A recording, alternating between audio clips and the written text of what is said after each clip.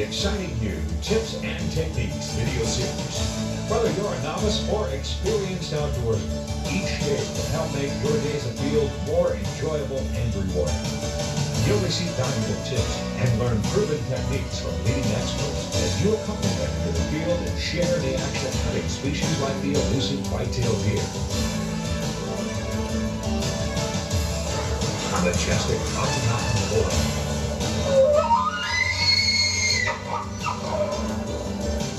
Black bear, turkey, and many more. You will also experience the thrill of various types of sport fishing and other exhilarating outdoor activities.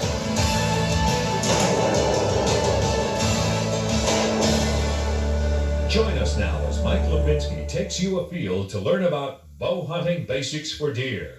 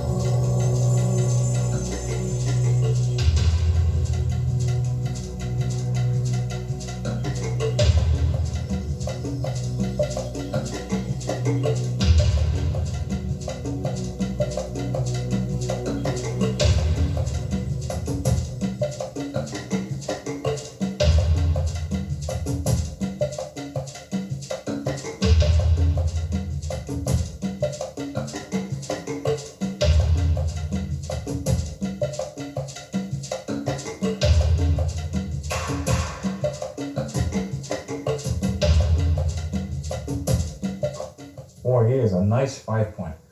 He is a dandy deer. Hi, I'm Mike Lipinski, and I'd like to welcome you to the fantastic sport of bow hunting for deer. How'd you like to get within 15 or 20 yards of a 5-point buck like that? Well, you can do it. This video will help you achieve success as a bow hunter by covering all the basics. We'll cover what equipment you'll need. You'll also learn how to practice with that equipment prior to deer season. Next, we'll actually go into the field and you'll learn the secret art of scouting for that big buck. Finally, we'll cover the best hunting methods for whitetails and end with a very valuable section on blood tracking.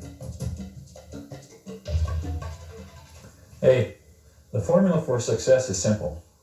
Proper equipment plus practice, plus scouting, plus proper hunting methods equals success. In other words, this equals this. Boy, that is a gnarly old deer. Great big bases. First of all, it's important that you understand the basic philosophy of ethical archery hunting. Any sportsman who decides to hunt with bow and arrow has purposely chosen a short-range weapon to pursue deer. In other words, you've chosen to join the elite of the sporting world by limiting your weapon and accepting the tremendous challenge and adrenaline-gushing excitement that only a close-range encounter with a big buck can produce. It's important to use the proper equipment, but no matter how advanced the bow and arrow becomes, it will always be a short-range weapon. In fact, most white-tailed deer are killed at about 20 yards. And that's the challenge of bow hunting.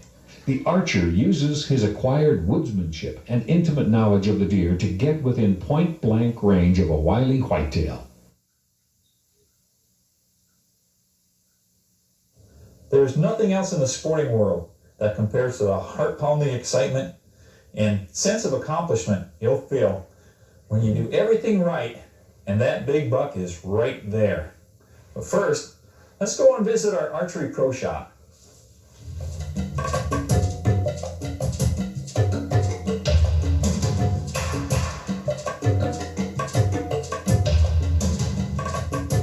Your first major archery equipment decision will be bow choice. Basically, there are two types of bows to choose from: the recurve bow and the compound bow. We'll talk first about the compound bow. The compound bow is a choice of most bow hunters because its mechanical advantage allows the shooter to experience an actual let-off in draw weight at full draw. Now, this is a 60-pound compound bow, and the nice thing about it is that when I come to full draw, it's got a 50% let-off. So even though it's a 60-pound pull bow, I'm actually only holding 30 pounds. I could hold it for a long, long time this way. That's the advantage of a compound bow. There are many bow manufacturers who make a variety of excellent bow models. Before you purchase a bow for hunting, visit your local archery shop and discuss your needs with a pro who will help you in your bow selection. After you purchase your bow, it's best to have the pro set it up and tune it so that it operates smoothly and efficiently. One of the first accessories you'll choose for your bow will be arrows. Depending upon the pull weight of the bow, you'll need arrows whose stiffness, called spine, allows them to fly straight. Your local archery pro will help you choose the proper spined arrows and the other accessories, such as a bow sight. The next item to consider will be your arrow release. There are two kinds of releases, a finger glove or tab, or a mechanical release. A finger glove allows an archer to draw and shoot a bit quicker, whereas a mechanical release is a bit more cumbersome, but provides slightly better accuracy. Now let's talk about the recurve. The recurve bow has experienced a real surge in popularity in recent years because archers have discovered that with practice, you can learn to shoot a recurve quickly and instinctively. Basically, there are two types of recurve bow to choose from. A factory-made, mass-produced recurve or a custom-made recurve by a bowyer. I shoot a factory-made recurve and I kill a lot of game with it and they work really fine. But custom-made recurve just tends to shoot a little smoother and a little faster because the bowyer customizes your bow to fit your hand and the right poundage for your draw length. The drawback to a recurve bow is that it has no mechanical advantage. At full draw, the entire pull weight of a recurve must be held. However, most recurve shooters barely bring their bows to full draw before releasing. Most recurves are shot off the shelf using feathered arrow shafts. And with the recurve, there are no sights to bother with because an archer shoots instinctively.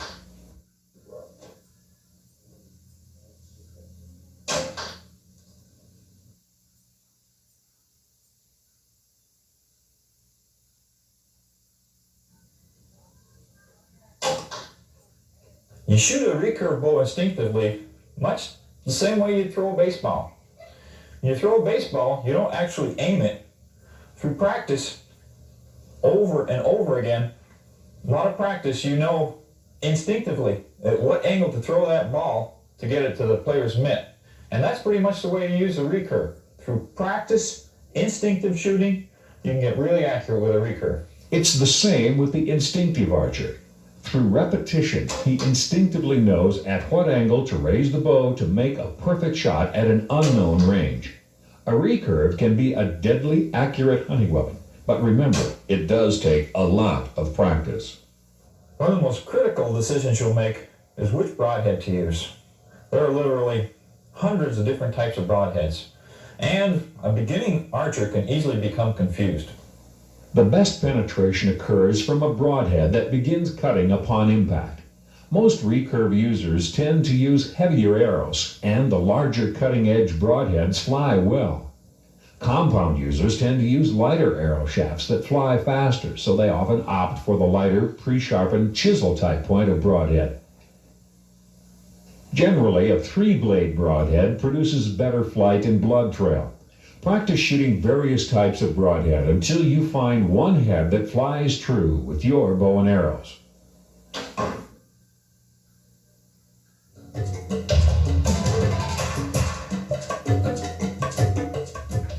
Practice is the first step you'll take towards actually shooting your first deer.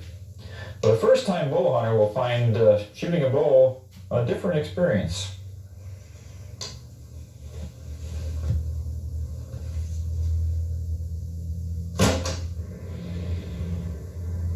For compound bow sights, place a bullseye 20 yards away and take a few shots at it with your 20-yard sight pin.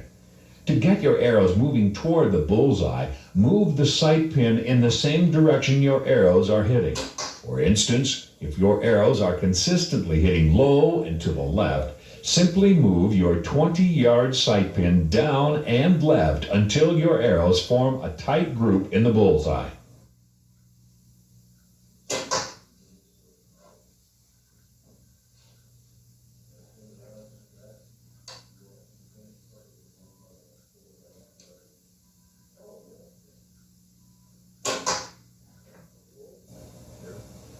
After you've become proficient at 20 yards, move back to 30 yards and try a few shots using your 30-yard pin.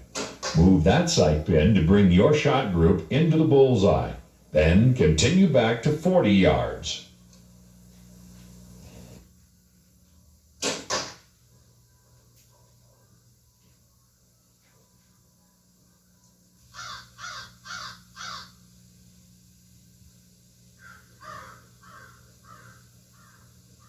It is not recommended that bow shots past 40 yards be taken under any circumstances because the game may move at the instant a shot is made and the arrow will not hit where you aimed.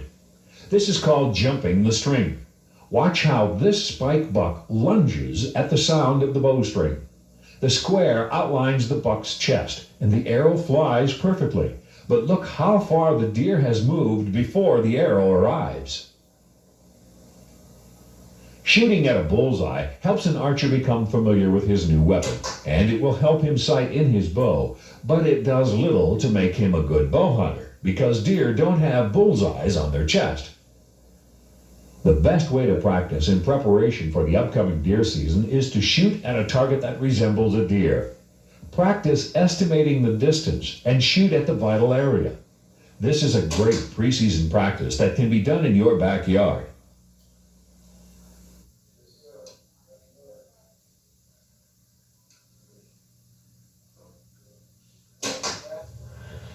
Now that you're shooting at a deer target, shot placement is critically important. The very best place to hit a deer is through both lungs. The best way to do that is with a standing broadside shot. The lungs are located behind the shoulder. Most successful archers aim in the middle of the chest at the back line of the foreleg. Now watch how devastating a lung shot can be. Follow the time clock on this lung shot whitetail. The clock begins the moment the deer is hit.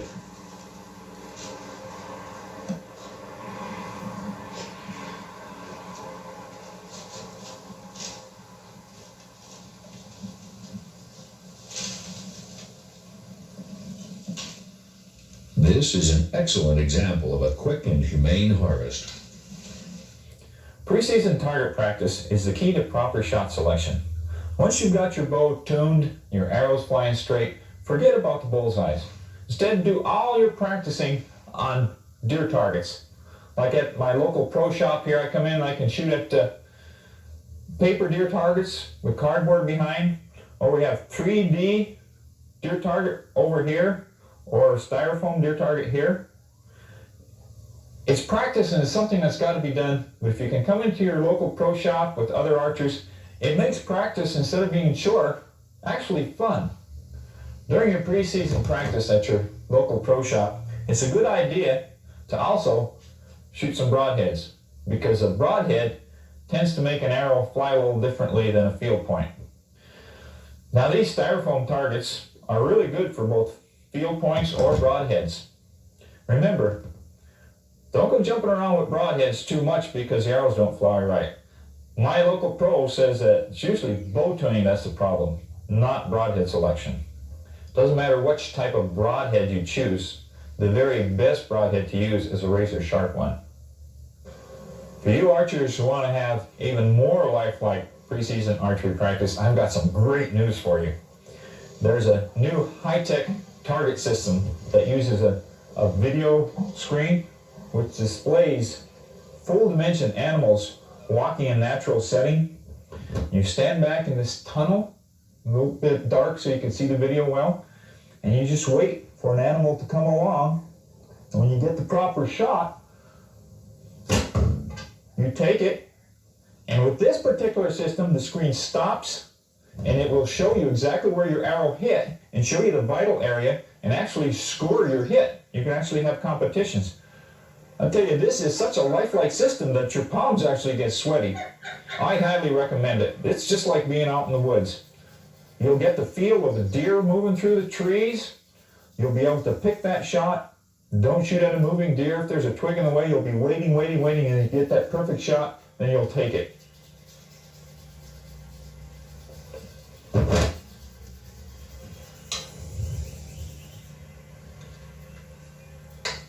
Okay, what's up next? Let's see. It may be a deer or it may be an elk. Oh, it's a nice buck. Let's see if I can get him. Perfect. 5 points. Not exactly dead center, but good enough to kill that buck.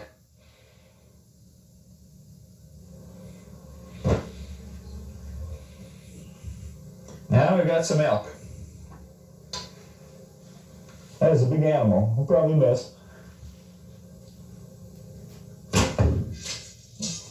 Just like I said, it's good to get such practice because you do get nervous. Isn't that great fun? I just get nervous. I get wrapped up in this thing. I forget I'm in my local archery pro shop, and you get deer, elk, water buffalo, whatever's on the tape come through, and it's just really exciting. It's just like being there. It's going to make you a better archer, a better bow hunter. You're going to get more effective shot selection. You know when to shoot, when not to shoot, because you've already gone through a hunting situation. You're not experiencing that first time in the field what to do. You've already made mistakes, and this screen has already told me I miss, I shouldn't have made a shot. This is great. Try it at your local pro shop. One thing you want to do, you get up in your tree stand before the season, is do some target practice. It really looks different up here. Try shooting from a tree stand to experience how it feels to shoot at a steep downward angle.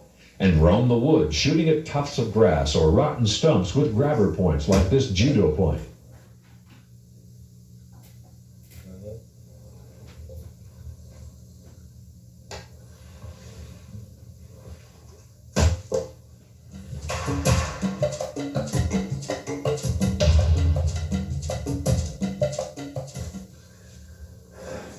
Scouting is really exciting and enjoyable because it allows you to get out in the beautiful forest and start exploring the intimate world of the white-tailed deer.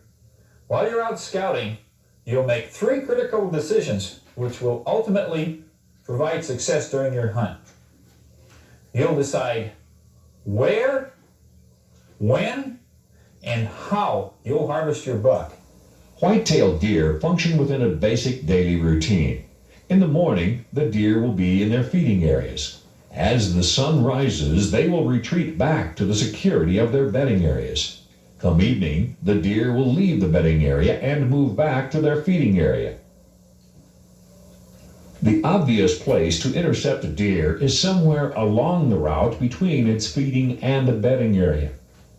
After you've spotted some deer feeding in the morning, watch where they go as the sun rises. Later, move quietly through that area and inspect it for heavily used game trails. Once you find a major game trail, you have the first ingredient for successful scouting because you have decided on where you will intercept your deer. In most travel routes between the bedding and feeding area, there will not be just one trail, but several meandering smaller trails. Search the area for a spot where the most heavily used game trails intersect or join together.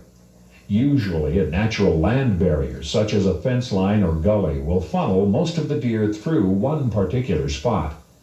That's where you'll find the major game trail, and that's where you want to intercept your buck.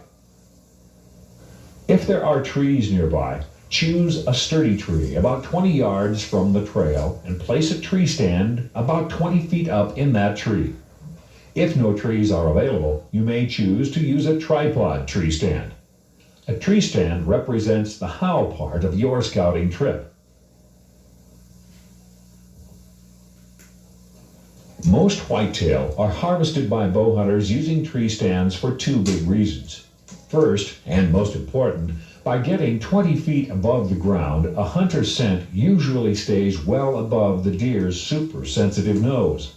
Second, a hunter up in a tree is above the normal viewing area of a deer and is less likely to be spotted when he moves. Next comes the when part. A morning approach to your tree stand may alert any feeding deer because your only way in is walking through that area. In this situation, it would be best to hunt from that tree stand in the evening when the deer are leaving their distant bedding area and coming toward the feeding area along the main game trail. A smart bow hunter will often have scouted several promising areas before the season begins and will have tree stands in place well before hunting season.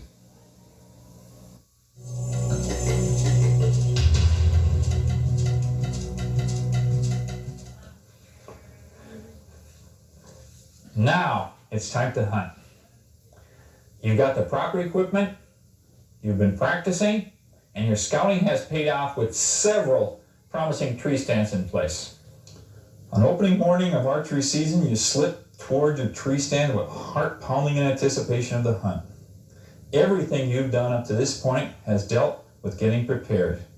Now it's time to actually match your skills against the instincts of the white-tailed deer. There is a basic rule about deer hunting that every successful bow hunter abides by, and it goes something like this. You can sometimes fool a white-tail's ears, and you can sometimes fool his eyes, but you can never fool a white-tail's nose. A snapped branch may cause a deer to raise its ears for a moment to listen before going back to feeding. And a deer may even look through a camouflaged hunter without becoming alarmed. But even the most promising hunt will immediately end if a hunter's scent reaches a buck's nose.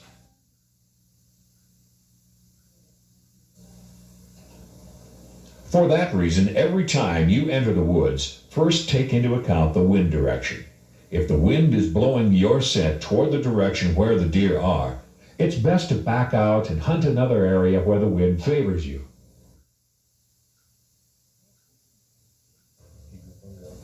Test the wind by squirting some talc powder into the air and watch how it floats in the wind current. Or attach a tiny wind feather to your bow. Even the slightest breeze will cause the feather to move. Even though deer may overlook a well-camouflaged stationary hunter, they are ever watchful for unnatural movements. For that reason, your movement afield should be slow and steady to avoid the suspicious eyes of the deer. Even in your tree stand, avoid quick movements that a deer below might notice. When a deer begins to approach your stand, bring your bow up in a slow, steady motion.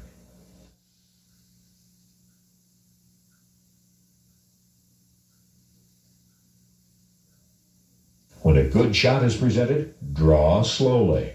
Pick a spot and concentrate before you release.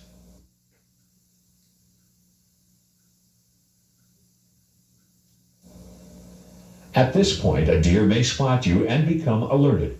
Remember, never shoot at a deer that has spotted you and stands alert. Without fail, the animal will jump your string. The deer will have jumped out of the way at the sound of the bowstring snapping. There are numerous camouflage clothes patterns to choose from. Make sure the camel pattern and color matches the terrain you plan to hunt in, and above all, make sure the fabric makes no noise when you move. For that reason, it's best to wear a soft cotton or chamois camel clothing in warmer weather. Wool or polar fleece is best when the weather turns cold. In the early season, expect the bucks to be moving mostly in the early morning or evening.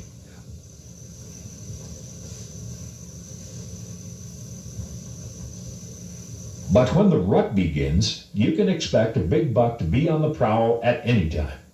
That's why the rut is the most exciting time to hunt for a trophy, and it's also the most rewarding.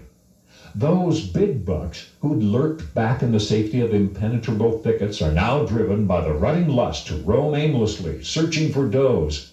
and a bow hunter has to be ready at any time of the day.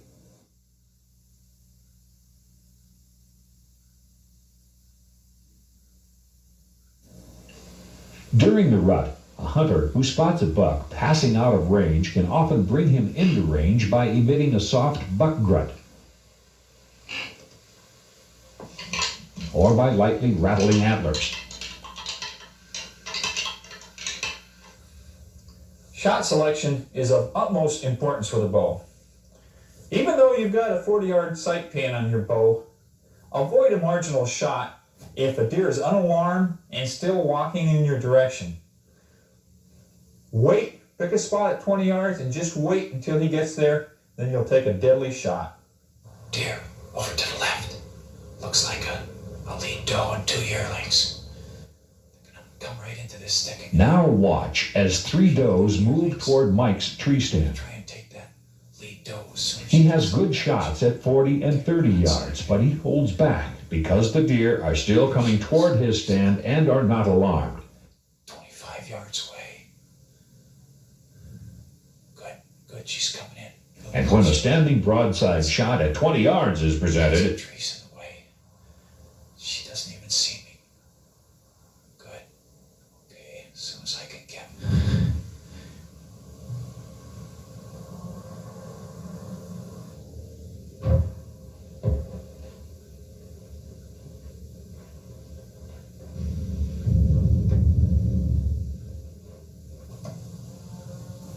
after you hit a deer, note where the animal was standing when shot, and then watch closely exactly where it disappears from view. This will give you a line of sight to begin blood trailing.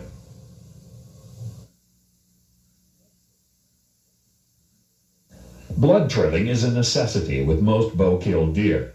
An arrow kills through massive hemorrhaging, so a bow hunter should wait an hour before following after a deer to give the mortally wounded animal time to bleed out. This is critically important because a bow-shot deer will not begin to leave a blood trail for anywhere from 20 to 50 feet, and it will be necessary to search along the line of sight for the first few drops of blood. Don't rush while following the blood trail, and remember, the quantity of blood on the ground is not indicative of the severity of the wound because most of the massive bleeding will be internal.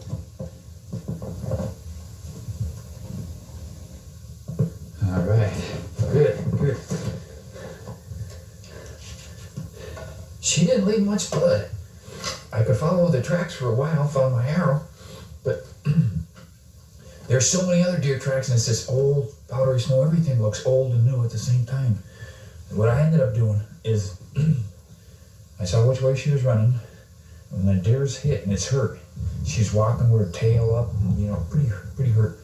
Look for the first available cover, and that's just right what she did. Just went right to this thicket, laid down and died.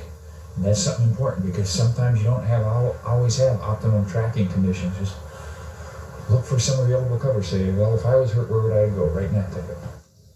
I hope you've enjoyed learning the basics of bow hunting deer. As you become more experienced, you'll want to learn more about this exciting sport.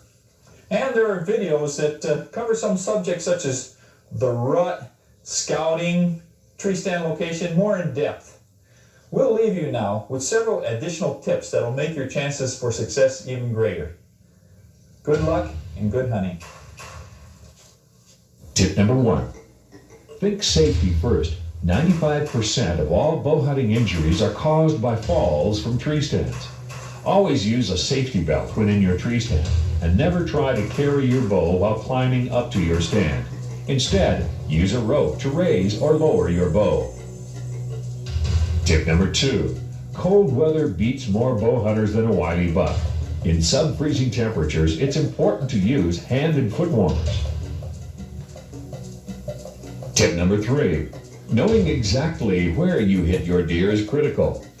Use bright fletching, and you'll be able to see where your arrow hits a deer even in low light. Tip number 4. Broadheads often fly differently than field points. Test shoot your broadheads at a styrofoam target to make sure that they are hitting where you're aiming. Tip number 5. Always ask permission before entering any promising hunting area. The future of bow hunting depends on sportsmen like you acting in a responsible manner. Tip number 6. Don't set your trophy sights too high when beginning bow hunting. A doe is a fine first kill for a bow hunter. Tip number 7. Even during hunting season, when you experience shooting problems such as wobbly arrow flight or bow noise, take your bow into your local archery shop and the pro will quickly solve your problems.